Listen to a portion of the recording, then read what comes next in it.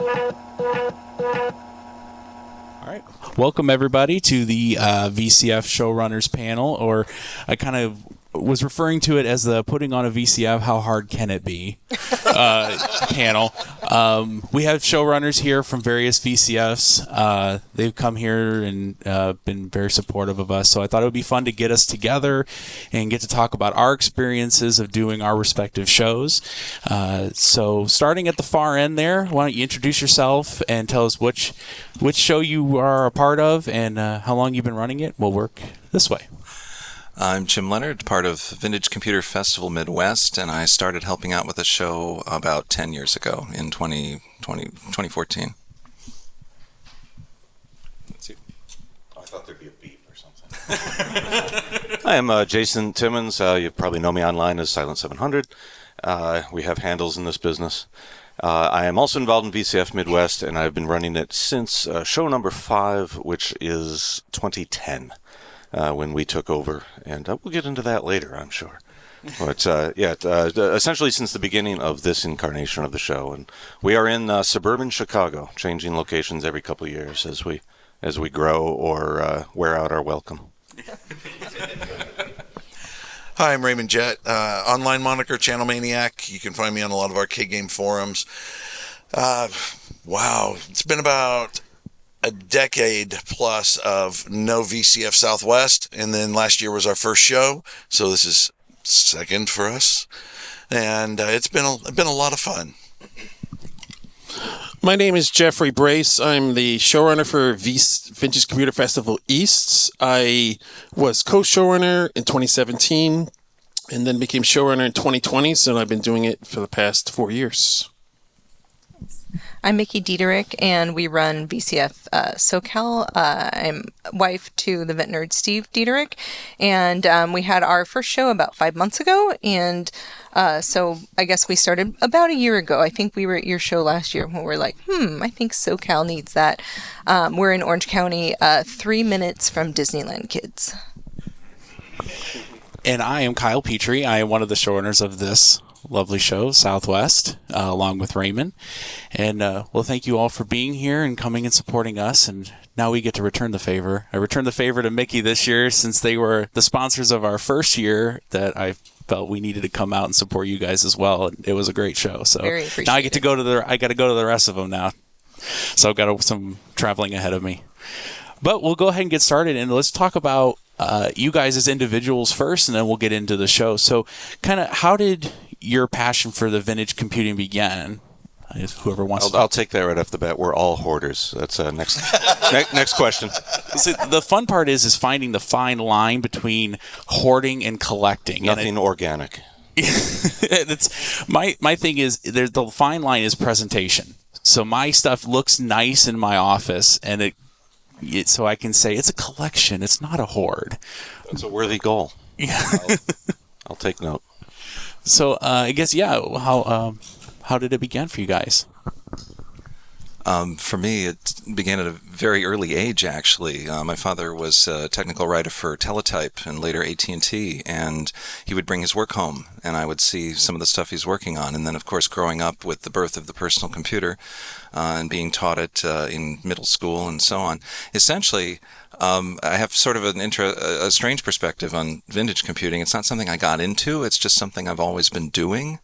I have had an IBM PC set up permanently in my basement for 20 years, and I use it at least once a month and sometimes several times a week. So I don't really see them as vintage, which probably means I'm the one who's vintage. I was your prototypical Radio Shack nerd, the kid that answered all the questions that people had at the store but didn't work there. So by the time I finished high school, I'd already had a Coco, a couple Timex Sinclairs, a TI-99-4A, and whatever else I could get my hands on to learn about. So my collection started early. I wanted to give a serious answer, too. So I, in 7th or 8th grade, in middle school, they had Apple IIe's, and I was doing programming the logo turtle graphics, and I wanted a home computer, but Apples were really expensive. We couldn't afford it. So one day someone said, "Hey, you want to buy a computer? Cheap."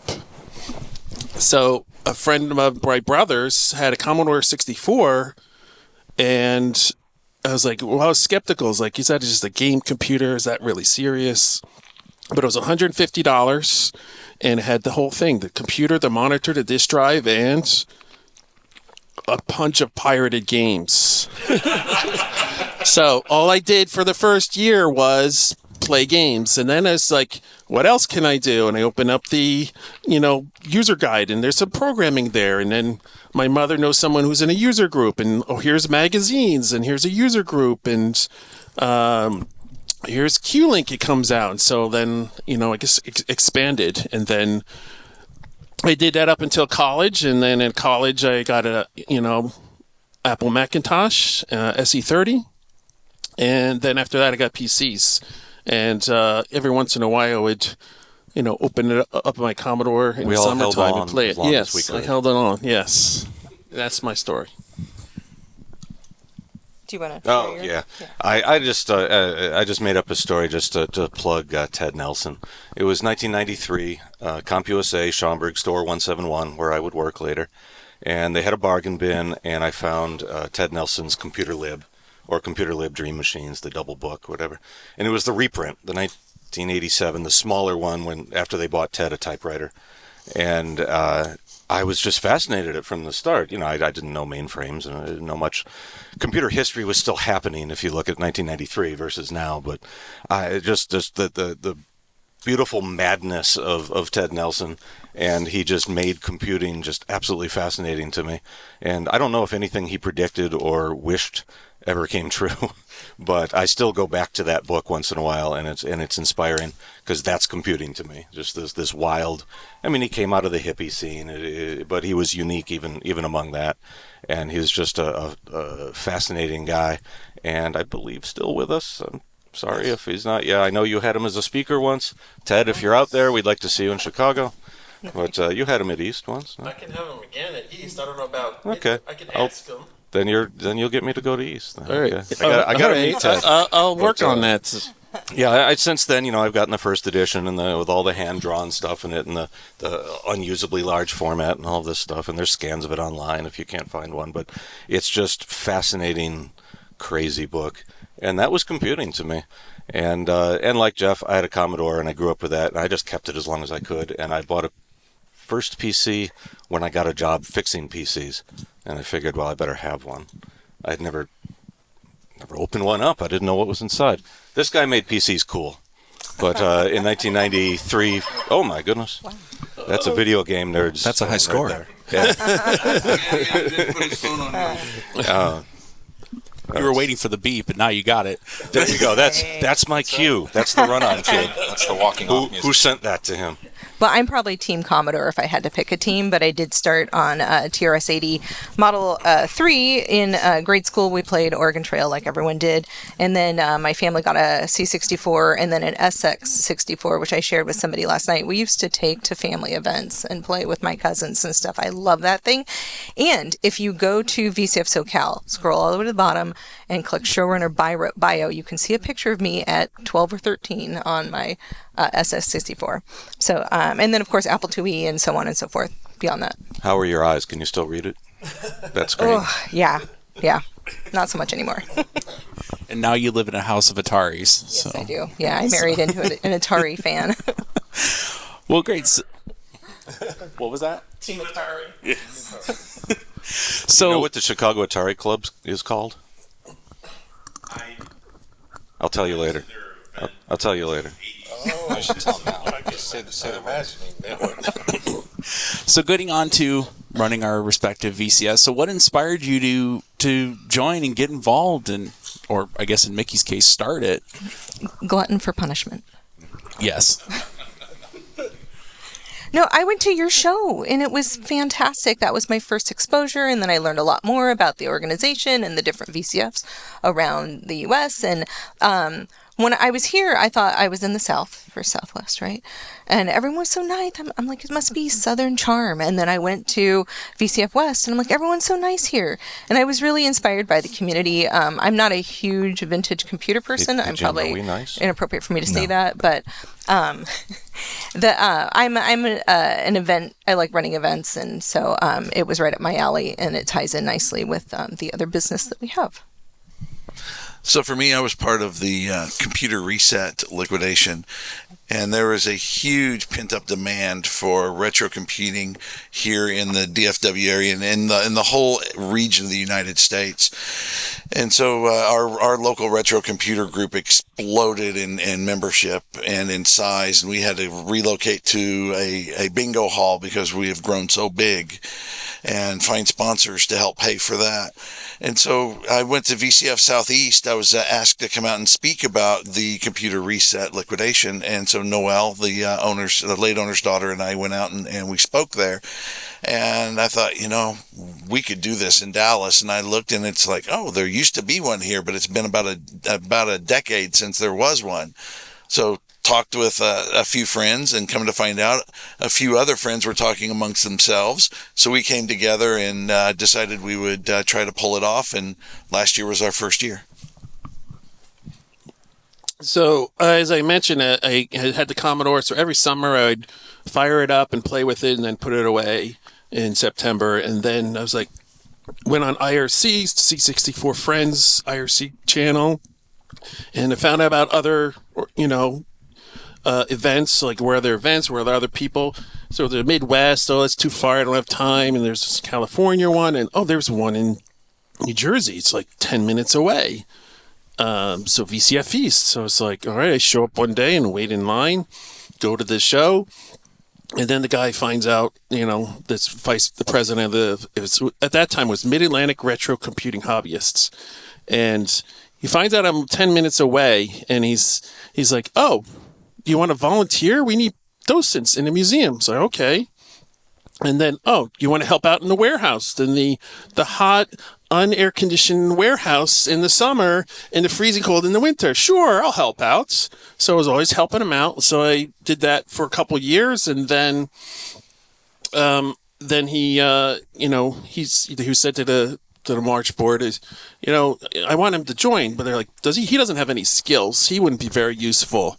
So eventually I did, join the March board, and then the Vintage Computer Federation. And then I was, at that point, I'm co-showrunner. So I'm like doing a lot of behind the scenes stuff with him.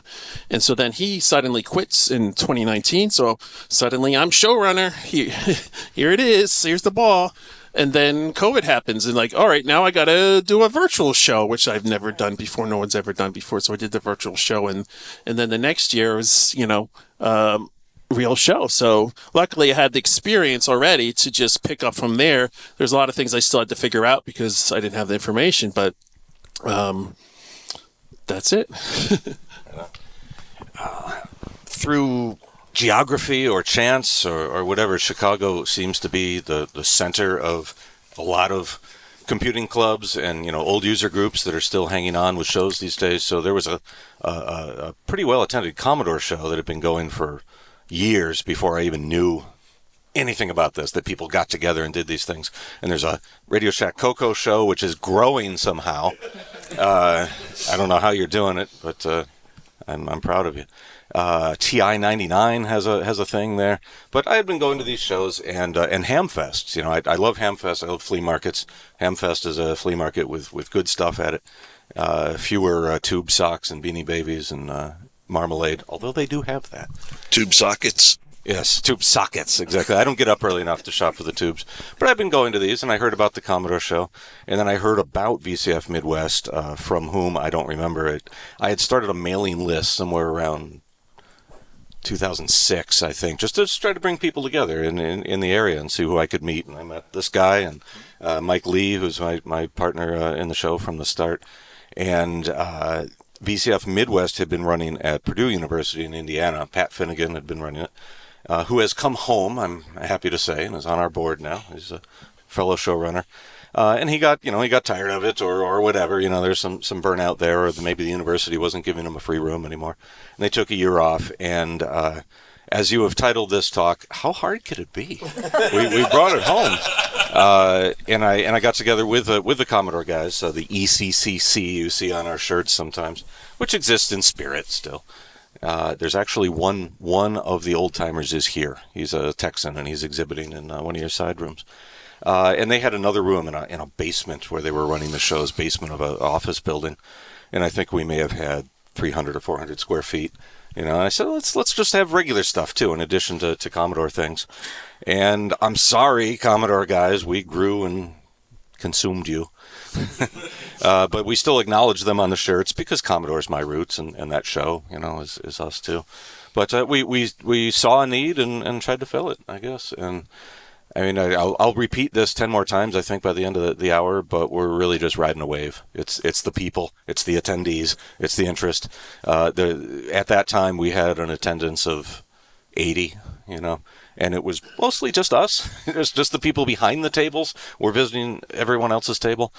We made a shirt as a joke, because why does a user group meeting need a T-shirt? But, fake it till you make it, right? That's right. As Jason mentioned, he and I met in 2006, and I had attended his revival of Midwest in the Chicagoland area for, I think pretty much every one. And then around 2012, I took a break from the exhibits to check out a presentation, and I saw a very tired, haggard, and frustrated Jason doing the recording of the presentation while also trying to run the rest of the show. And I thought to myself, that's something I can do. The show has given me a lot of 4480, our first videos. That's right, in real media, and I. Ever since then, I've been helping out because I just wanted to give back to the show that had given me. So you're saying it was pity, then? It was absolutely pity. I pitied you. And I've been where you can get it, people. That's right. And I've been doing the presentations and the talk scheduling and other miscellaneous stuff ever since for the show. Awesome. And, it was funny for me, Raymond mentioned Computer Reset, and that kind of what spawned Southwest. And I had just moved to Dallas about 6 months before the Computer Reset stuff started. And my office is all the way up in Gainesville, which is almost to Oklahoma.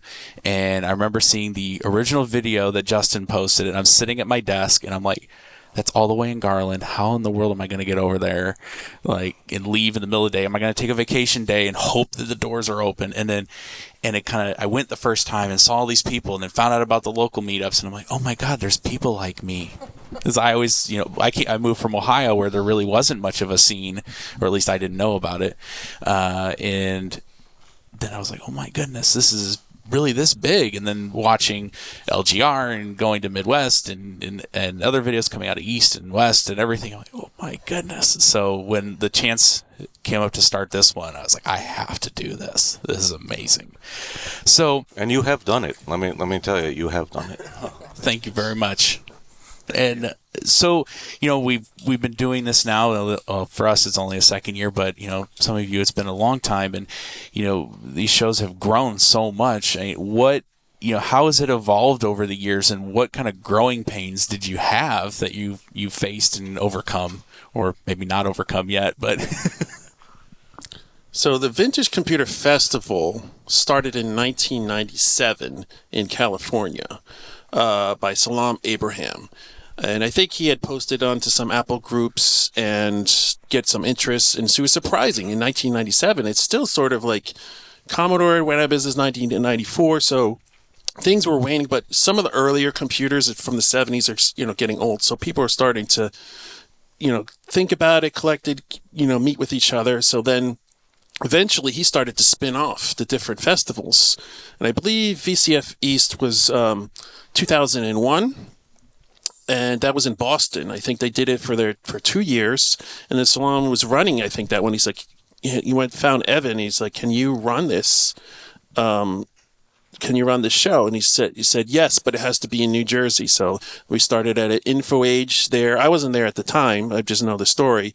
So he started it there, and it was just like in a half a room, 900 square feet, maybe 20 people. It was very crude. And built from there. So then that was just one day. So it was one day. So then eventually went to 2 days and then maybe 50 exhibitors instead of like 10 or 20. And then it went to 3 days. We had a VCF University on Friday where it was just technical classes and hands-on things. And now we're up to 3 days. We have 2,000 people over 3 days. Classes. We have speakers. You have 80 exhibitors. So it's grown a lot over the years. And so we're continuing to be at InfoAge. And that's how it started. Talk about yourselves a little. Well, mine hasn't evolved, but an aspect that we encountered was the show was essentially imaginary, and so we're trying to get buy-in for something that didn't exist. So now that it exists, I imagine next year I can show pictures and be able to better enroll people in either volunteering or contributing monetarily or sponsoring, that sort of thing. Question I have for the rest of you is, how have you gotten the word out? So for us, it's been social media. The YouTubers have been wonderful with their large audiences, but traditional press uptake has been zero. We've released press releases, we've tried reaching out, and the traditional press route is just vaporware. Yeah, we actually looked at that early. I think the only time we've ever been in a newspaper was like our second year when we were still in that basement, and it was a local, human interest. Look at these nerds; they're doing their thing. And I think the TV channel may have come out to the Purdue shows, and there's a clip of me online saying something embarrassing. I don't remember. Put on the spot with the bright lights, but kind of like now. But yeah, you're right about that. I don't know if we gave up on that, but I think we're just growing so much that I don't bother. I don't think our mission is to evangelize classic computing to everyone, to the masses. The hobby is growing on its own so quickly, and I think we're going to tell some stories about that later, about a certain inflection point in our growth, but. Yeah, I don't know if we'd bother, really. I'd like to. I'd be in the newspaper or something. But Indie Classic had the TV station out. The folks who put together a miniature show in Indianapolis a few weeks ago, and they had a whole TV interview. They had like 5 minutes on the local news. And I guess we could do that, but I don't know. We're doing okay. I got a little press. As you noticed, I may be the only female up here. So my press release was like, first female showrunner, women-owned small business. So I can find some angle. I got a little bit of press from that. Yeah, for the most part, traditional media isn't really how it's spread. It's been all word of mouth, and the more people that get involved, the more people they spread it to, and so on. And our growth has been slow and organic, but steady. We did it a little bit a few years ago, but we never know how effective it is. And I think originally it started out as just a website and just different online forums, like when there were Yahoo groups or other online things, sort of spread that way. But nowadays, it's 2024. There's so much online things, and we grew from other festivals, knowing about them, to the Mid-Atlantic. So we've grown a group over the years, and then we started posting to YouTube. So the YouTube also let people know that we're there. We have different talks, and so it's grown over that. So now most of what we do is online. We don't really do traditional media, print advertising, because we're not even sure if it's going to work. And for it's like you said, that it's growing by itself. People are finding out about it, but there's always somebody who says, I never heard about the show. Did you guys publish it? I published it to Facebook, Instagram, X, Mastodon, Threads, Blue Sky. We posted to CC Talk. We posted to the VCF forum. There's no excuse for someone in the hobby not to know about the show. So how? But the question also could be, for those that are not on social media, how do you get to them? Yeah. How do you get to the people that are not on social media? What do they use that's not social media, but maybe a little bit less than that. BBS is disc swapping, mail swapping, AARP mail list. I think maybe just mailing list, at the actually library. mailing lists. maybe yeah. just like the CC Talk list or something like that's just text and none of the And I don't mean it to be advertising. exclusionary, like we don't want the public. It's just the hobby is growing so much on its own. Within the hobby, you better know about VCF by now. You know, we've some of these spammed it everywhere. Some of these vintage computer prices, you can definitely tell the hobby's growing. Yeah.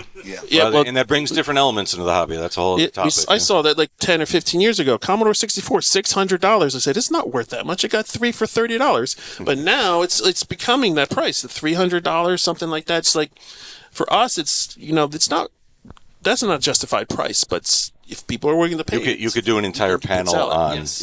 market Oh, yeah. speculation of a classic comp. Right. It's like we're gonna have like our auctions are gonna turn into like a Barrett Jackson at some point. And I'm just this it's a gratifying thing. This is a wide ranging hobby for ages. You know, there's young kids getting into it. I'm just old enough to remember when pretty much all the stuff was free. In the 90s, Usenet postings, come get the PDP-11, the university's throwing out, and the stuff's $10,000 now. Yeah, the Vintage Computer Museum. We got all of our from Doherty. So when I started in 2008, we had like maybe 2,500 square feet full of pallets of stuff, and we're I don't know where all that stuff comes. It was all free. People were like, People happy still empty their garages on us. It's just not the. So here's the IBM quality it used to 1130. be. Here's a VAX. Here's a this. Here's a that. Oh, we just so we filled it up, and we can we got now we have 7,000 square feet, and we're constantly trying to manage that. So It's free.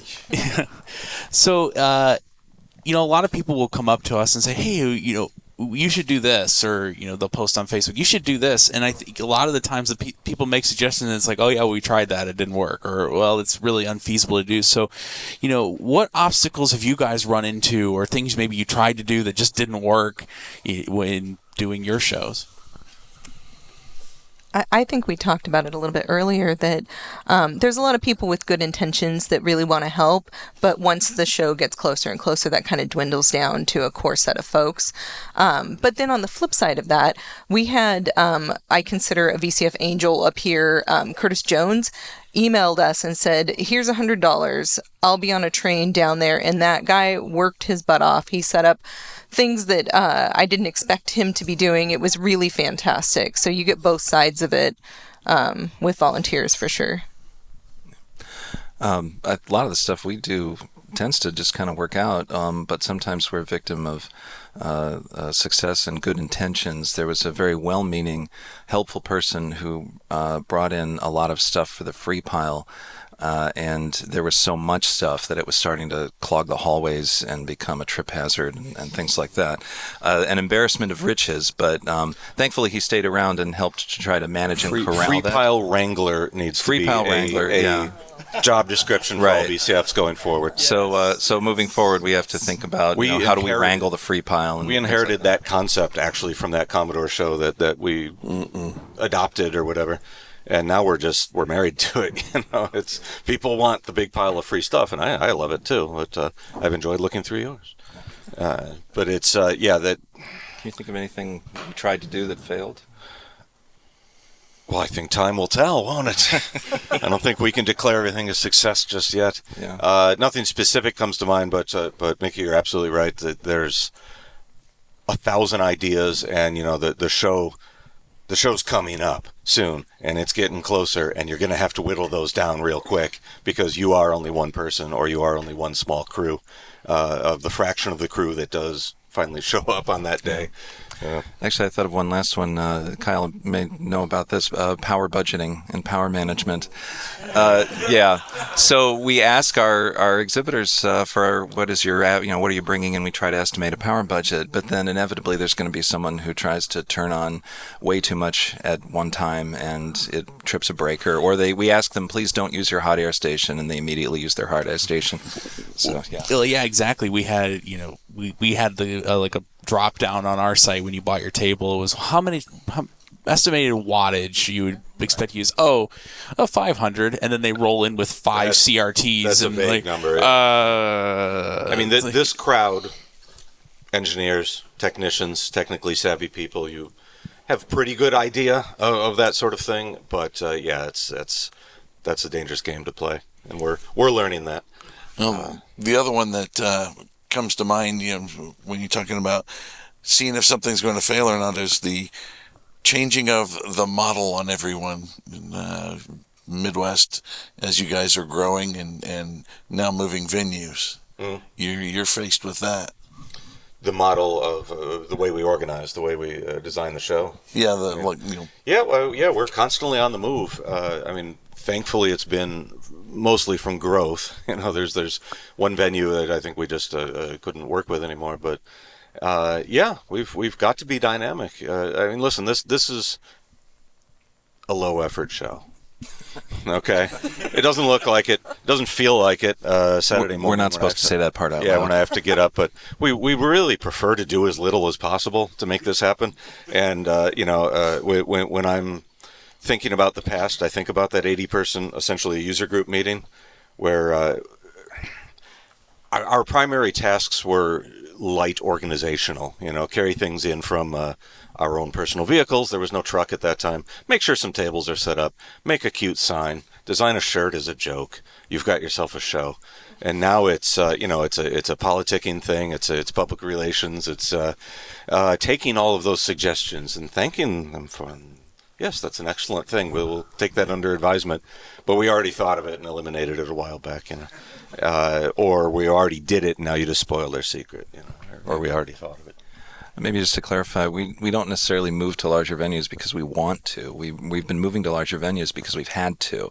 If you've seen videos from the last 2 events that we had, they're clogged hallways and people having boot sales, trunk sales in the parking lot because we didn't have enough tables or enough space or whatever. So that was one of my favorite things about last year. True, but it was unexpected. DIY. Yeah. So that's to use a Texan metaphor, we're just riding that bucking bronco all over the place. Yeah, it's surfing the wave, if you like, in LA terms. But this hobby's happening, whether we do something about it or not, and we're just barely in control.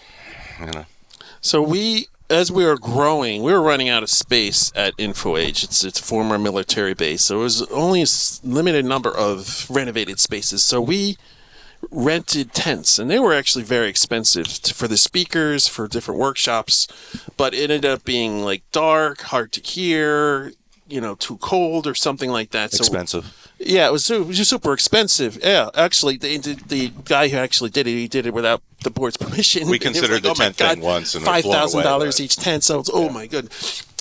So then we were lucky. They had a visitor center. When Hurricane Sandy came to New Jersey, some organization renovated this space, and I was like, awesome. So then we just moved the bunk beds, and that's the speaker room. And then we had a cafeteria and a bunk rooms for people to go to sleep over. So that was great. So we're constantly looking for space.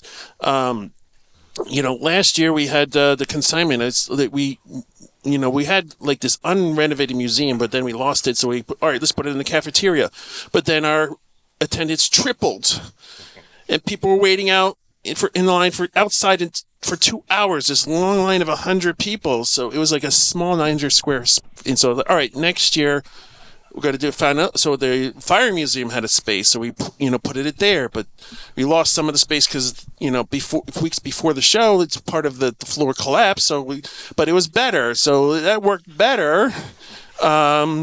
So I'm constantly trying to find space, and I'm depending on other organizations to renovate spaces because it's limited amount of money. So next year, hopefully, we have consignment in another section that's unfurnished, but we just got to get a CO. So we try different things, so people are always giving ideas, suggestions, comments, criticisms, and that's great. But you need to help out, be part of the process of the planning, because that's, for me, that's a lot of the time is the planning. Write a check, or put your idea into the bid bucket, because those are the two things. Help out in some way or write a check. That'll help us because you know some things we haven't thought about. That's great. We welcome constructive criticism, something we haven't thought about. But a lot of things we've already thought about, and it just gets to be like, you know, great. That's a good idea. I think as showrunners to learn, and something I've observed over the years is learning to accept help. You know, which seems to contradict everything that we've all just talked about. Maybe we get too much help, or we're overwhelmed by ideas. But like Jim said, it was kind of my show in the beginning, and I was doing almost everything, and it's hard to let go of that. You know, I will never let go of the T-shirts, for better or for worse. Sorry, there's 1,000 better artists out there, or actual artists. But I'm going to keep doing them because it's my thing. But learn to accept help. And this year actually is our big challenge for that. We're actually putting out a call for volunteers. And we're going to try to do some work, maybe on a spreadsheet or something. Yeah, that's a challenge in itself. So I'm always looking for someone to actually manage the volunteers. I sort of done it. So I'm getting better every year at it. But it's actually a job in itself to manage the volunteers. And I actually try to break it down into different sections and have one guy in charge of them all. But that's our big challenge this year, and it's hard to let go of those jobs. Oh, I can do all that stuff. You absolutely can't, you know, at a certain point. So. And then it's depending on them. So they volunteer, great, all right. Then they disappear. Where did they go? They didn't do their job. So then who has to do it? I have to do it. So right. so volunteer and getting committed volunteers that will do it and not disappear. I just want to note that I feel better about the venue price that I paid, knowing that our floor did not collapse. We got lucky last year with some great volunteers from the school, and this year we have a volunteer coordinator, Kevin, and we've had a great turnout with volunteers and a lot of help from them. Write that down, Jim. Volunteer coordinator. We just a new word. Write that down. We just went early with the volunteers on our first show, and just the help has been tremendous, and it's lightened the load off everybody. Yeah, you guys have really, it's a model enterprise. Very well done. Well, definitely kudos to Kevin. He joined our team this year, and he... Yes. That's what we need. And so, this year was the best we had for volunteers. And then there would be volunteers that didn't let us know, but then they show up. It's like, oh, you need help with your database system and consignment? I'll help you. So there's like unexpected volunteers that are great. And it's, we couldn't run the show without the volunteers. They're just the most valuable ones. No surprise. There's a lot of technical talent in this crowd. And, you got to accept that help, too. And that's been tough for me and for our crew, too. But and I keep going on about Kevin, but then he sends a link in our chat one day. He's like, well, I spun up this in I don't even know where you built it, but... an Azure storage, and it was a whole volunteer guide website they could go to. Fantastic. And it had everything about the show that a volunteer would need. And I'm like, yeah, the technical knowledge went deep. But moving on, so I guess you guys have been doing VCF for a while. So what are some of your favorite moments that you've seen, or maybe even your favorite exhibits that you've seen at your shows? Well, I want to share my favorite exhibit. I think it's called Old World Computing Presents It Comes in Colors. No, it really is. I like the colorful stuff. And then at our show, we had a gentleman set up an Atari music. I have to look at my notes. Music video display. And it sent out a signal, and some of the TVs in consignment were actually picking it up. And then he played some great 80s tunes, and it really set the mood for our show. And then a last thing I want to share that was really fantastic was I got stopped in the hallways at least a dozen times by folks that were like, this was so much fun. I am so glad that this happened and we were in SoCal. So again, back to the people. So that's my favorite parts of VCF. Kalina, do you want to go to LA next year? We'll check it out. I already planted the Disneyland seed. Sorry. Oh, Disney, let's do it. For me, I like 2 years ago, the Commodore panel, there was 13 Commodore employees on stage, and it was not even scripted, but somehow... I think it was Andy Finkel. Every time someone would say something, he'd pull out a T-shirt, and it would be like exactly what someone was talking about. It was like, and that wasn't scripted. So that was the best time I've ever had with so many people on stage. Cool. My favorite thing about all these shows has just been the camaraderie. Absolutely. Everybody pitching in to help. The YouTubers that have spread the word about everything and come out and talk to people and visit with their fans, and everybody that's come out and set up their own collection to show off the passion that they've brought to this.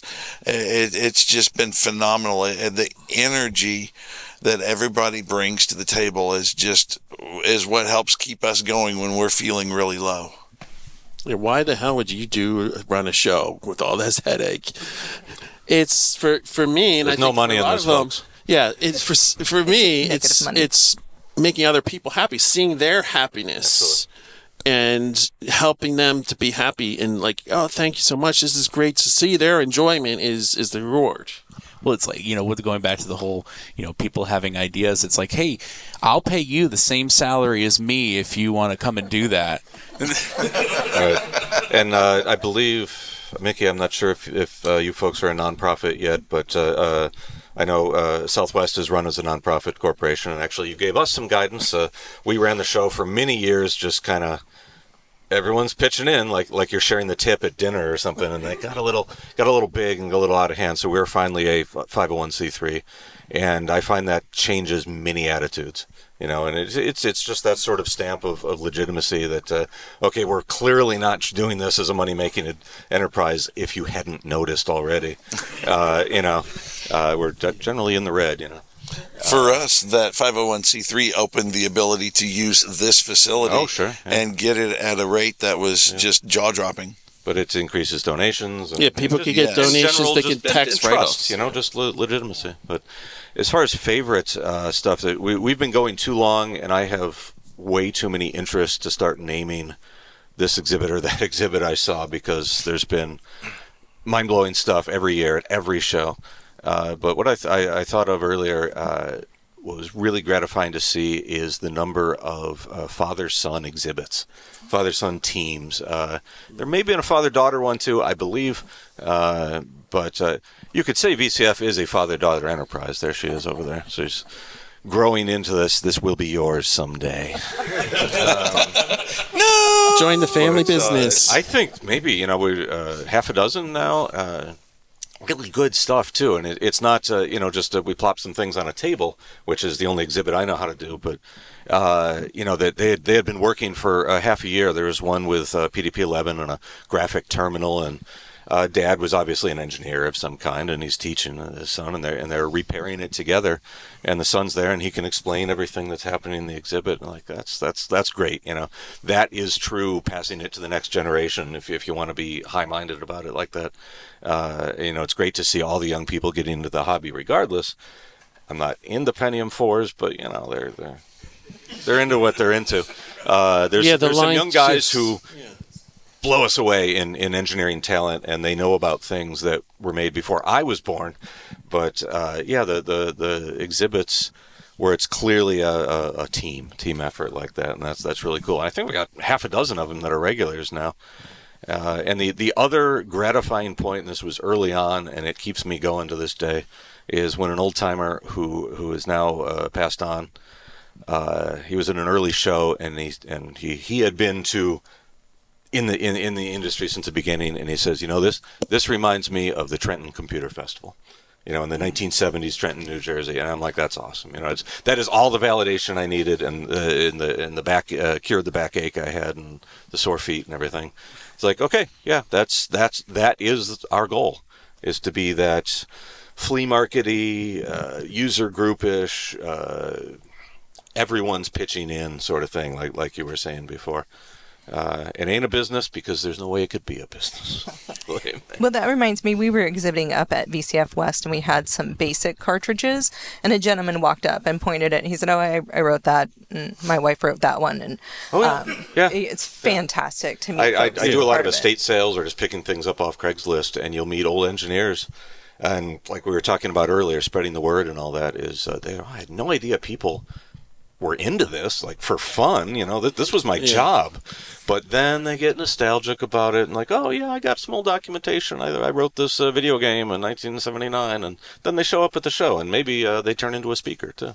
Yeah, there's the That's famous a recruiting people. avenue. Yeah, they're famous people. Just Bill Hurd. You got a lot of or names Ted out east. Nelson. Yeah. Big names, and then the newer names of the YouTubers that are becoming famous too. Just Well, Bill's an extreme example. He actually, Yes. he comes to all the shows, and he's Ted part of it. Nelson. Last time he was there, he said he was like.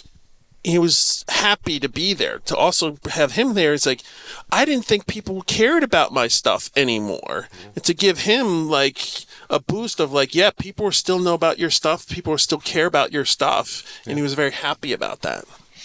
Dallas being a big hotbed of computers back through the 80s and 90s, we're trying to get a lot of these people in to talk about things. Like Jim Tanner is a local that's very well known for his parts store that he had for years, but a lot of people don't realize that he and his father and the folks over at BG Micro were big back in the S100 bus days, selling boards that they made and with as kits or as complete setups, trying to get him in to talk. Or Jim Ferguson Big Board CPM machine lives in the area, and we're trying to find some of the TI engineers that we can get on stage. We found the Tandy folks. We're just still ferreting out this hotbed in Dallas, because a lot of stuff happened here back in the day. Yeah. And as amateur historians, we scan documents, we read in old discs and everything, but there's the human aspect of it too, and getting these guys in to tell their story one last time, or maybe do an interview with them, get them on stage and have them as a speaker or something.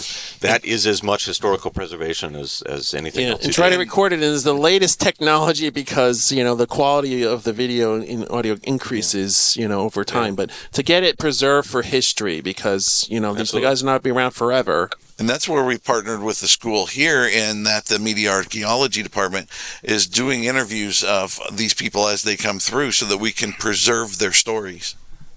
Oral history is legitimate preservation. Absolutely. Yes. A couple quick stories of things that I've seen. I remember last year, I had never seen an Apple Lisa before, and in walks Will and Alex, and they bring in two of them, and I'm like, I've never seen one, and now I've seen two in a span of 2 seconds. And then in comes Edgar Digital, and he had a broken one, and so Will and Alex are all the way on one end, Edgar Digital's on the other end, and he was selling the broken one, and somebody bought the broken one, took it across the hall to the other guys, and they got it up and running. That is a VCF anecdote, from the early years that I always told, is the number of machines that come in broken and leave fixed by the end of the weekend, because there are soldering irons out. There's immense technical knowledge all gathered in one place. We're a big country, big geographically, and there's a lot of people coming from all over the country and the world. We've had Australians, and they've got that weekend to hack, and some of these guys are just hyper-focused on that, and you set them up with the iron, and they're just doing it for fun, because they want to see that Lisa work again, and that's awesome. That's great spirit. There's an SX 64 that was purchased that was broken, and the guy stopped by my booth, picked up a new VIC-2 chip out of my pile, and went home and plugged it in, fixed it, came back, yeah, it's working.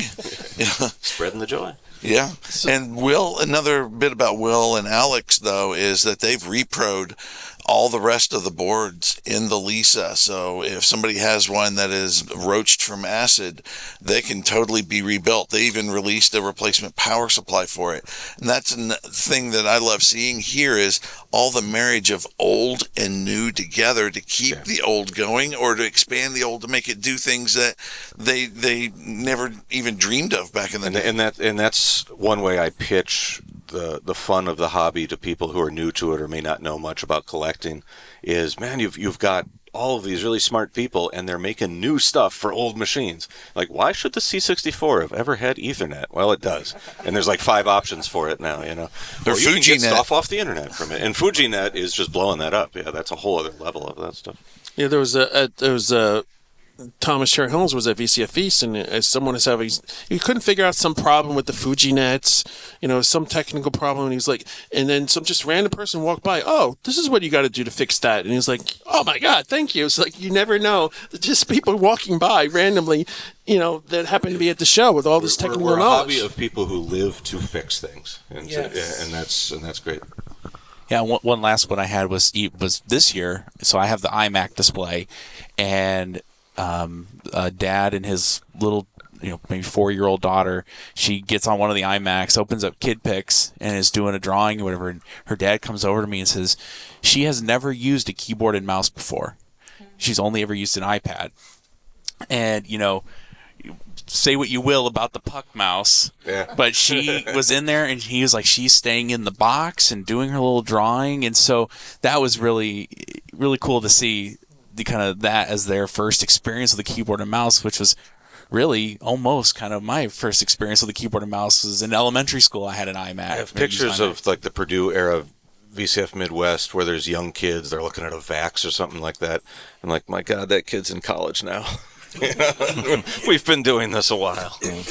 But that would essentially be my answer too. You asked originally about favorite exhibits. There was a 30th anniversary of the PC Junior exhibit, and at one time there was like a stock PC Junior, and then one that had 640K and could run some actual software, and then there was one that was like built up with a second drive and other stuff.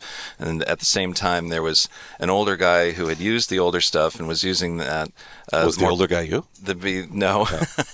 And then there were a pair of, like, I want to say 18 to 20-year-olds following a walkthrough online to play all the way through King's Quest. And then there was a father with his son playing Crossfire, which is like a cartridge game that you slam into the PC Junior.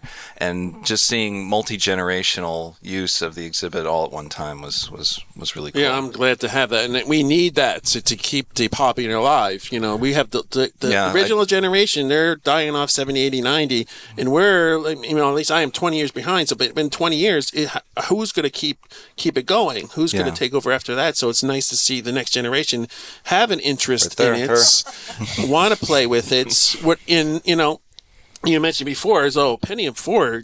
That's not retro, but to them it's retro. It is. It's always the line. It's what you grew up with. That's where the nostalgia comes from. It's over 20 years old. It is technically vintage, not to us, but it is to the next generation coming up. Yes. And to those kids' credit, they nerd out like crazy about that stuff and can tell you everything about the mediocre 3D cards that were sold with that machine in 2002, and good for them. That's, So we've got about 10 minutes left. Oh, wow. I did have another question, but I wanted to open it up to, does anybody have any questions from the audience? Anybody? Yes, no? Okay, well, then we can go to... Really into old computers, is there a good way to get your spouse to run a VCF? I've been trying. For the folks at home, my husband asked, how do you get your spouse involved in the VCF? You just need a hook. Do you think we could do this? I don't know if we could do it. Well, yeah, we're going to do it then.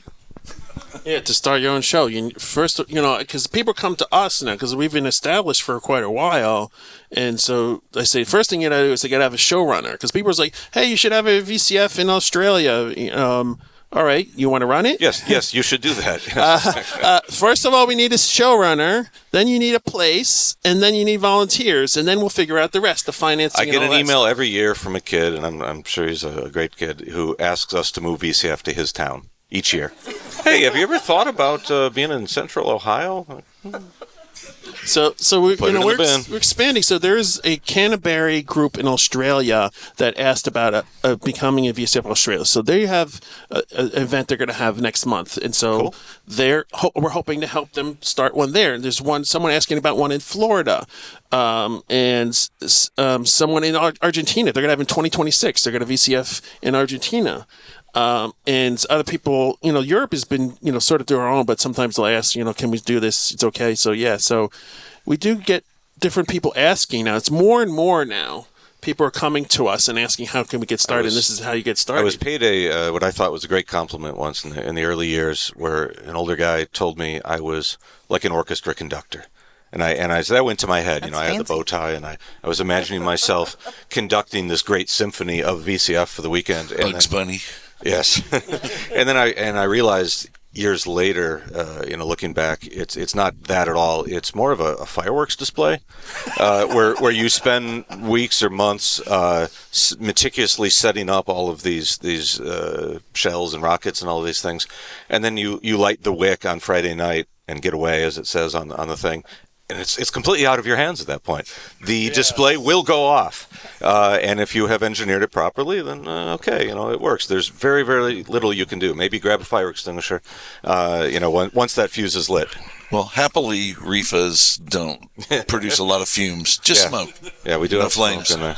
That's an amazing analogy. I'm going to steal that. So at some point the show is self-running. There's always the emergencies, the problems, the complaints, the thing. But at some point it's self-running, and it just the volunteers do their thing, and the speakers do their thing, and the exhibitors do their thing, and it's self-running. You gotta. It's a metaphor, but you got to psych yourself up with that thought too. That there's only so many things you can control once it's going. It's always something. I'm not that a goes management guy. There's a reason I'm individual contributor, probably for the rest of my career or my working life. But you just got to let people do their things. I want to say it's self-running until it's time for everyone to leave. Yes. Then you get involved again. Well, I look who forward wants to it to end, self-running. Yeah. I haven't seen it. And that leads into your final question, doesn't it? Yeah. So to round us out is, if you had a blank check and you could do, anything, what would be your dream festival? What would you want to do? like a Disney cruise. You want week long for the whole family. No one's allowed to leave. They have daycare. They have entertainment, vintage computers. We already spread Everybody's viruses happy. at our show, Sickness, so the cruise dysentery. metaphor is pretty good. Yes, Scurvy.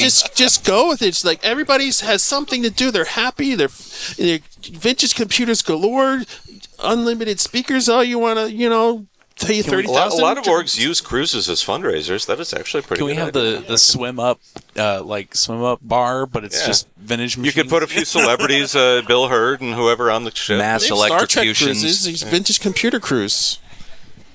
I think I don't know. Someone else take this one too before I honestly just think it wouldn't take $1 million or a blank check. It just would take enough money to rent the largest space necessary for everyone to come. You always need more space. You always need more power. It would be great to cover everybody's tables, power, free room and board. It probably wouldn't actually. You could have the mini disc Take guys too much. take up as much space as they want. Maybe- That's right. That is a fascinating Maybe exhibit. pay people so they the volunteers take it seriously. So sometimes, I think more music, like you guys. The Yes. music on Friday night always wanted was a band. fantastic. Entertainment, So a week long, 100,000 square feet, all the power, free food and drinks you can fit, and everything in one place. And Yeah. Kiss would play. Yes. Fantastic. I feel like we're going to be They're like still available. we're going to be like a FEMA disaster area. They're bringing the generators and all the stuff so that we can power everything. Our old venue has a pair of generators out back. We'll rent them for you. And as we're at 90 volts at the wall, I'm worried about getting sued because we smoked everyone's machines. Yeah, good power. We had a problem this year. Is like we the usual big room and we thought the power was okay. Although the management This is a did modern tell us facility. that there was some problem. Well, yeah, it's from World War II. This facility. So there was a problem where one of the circuits went out. It's like, well, you could have told us that months ago. So we had to rig up something. There's always some rig up electrical, buy some wires from Home Depot and do this. But luckily, there was at least some facility up there, in the attic that we can figure it out. But power's always an issue. Now, if we had a blank check here at VCF Southwest, I would love to be able to fly in some dignitaries that charge a large number of speaking fees. I would love to have Steve Wozniak here. It's unfortunate we have to turn away speakers once in a while because they back want on a budget. fees. Sorry, speaker fee we could do travel budget. That's one of the things that we've been able to do is like increase the travel budget. So this year was the most ever, but we do increase the price, but the cost of the running of the show increases, but then it also brings in more of these speakers. So, yes, I would love to have the big speakers. I derailed Kyle away from the Q&A. Yeah, so it looks like we have a question here, so go ahead. Oh, he's using the mic. Look at this. Proper protocol. I love it. Well, I'm a radio guy, so I've spent my career in radio broadcasts. So I can talk to you about how to get the media involved. But, okay. My father worked for Texas Power and Light for 35 years. He was called out to a Data General plant in Waco where they were building monitors. They had racks and racks and racks of CRTs that were working. The reason he was called out there was because they all used switching power supplies, and the harmonics they were generating was going back out into the grid and burning out the transformers. So when you start talking about vintage computers, That's a lot of CRTs. Well, it's manufacturing. So when you start talking about these kinds of events, I know there were problems. June lost power at her booth along that wall, but you start talking about these events, and you're talking about before the law that went into effect about reducing the EMI from all of our computers. So I just thought I'd make that comment. Well, and it's funny because you come to these event centers or universities or whatever, and you explain to them, they're like, well, we need this much power. And they go, huh? They don't know what to do with you. We spent the not your most time typical on conference. power. And we have had issues where, too many things on a circuit and you pop the breaker because, they tell you what the power budget is, but they just blow way past it. But even if they tell you it's 500 watts and it is 500 watts, you always have the peak power on draw too, which is way up. Well, after the last couple of years, a lot of our exhibitors are bringing UPSs now. Well, line monitors, battery backups, stabilizers, whatever. last year we had somebody with an SGI that had a shorted power supply, and they kept trying to turn it on, and poof, goes the breaker. So you had him too, huh? Yeah, nice. Alrighty, guys. So I think that is the end of the panel. So thank you all for joining us on stage, and thank you all for coming and attending. Oh, you little eagers out there, you go set up a VCF of your own. It ain't hard. We'll help you. Feel free to contact any of us. Yes, Right. we'll help you.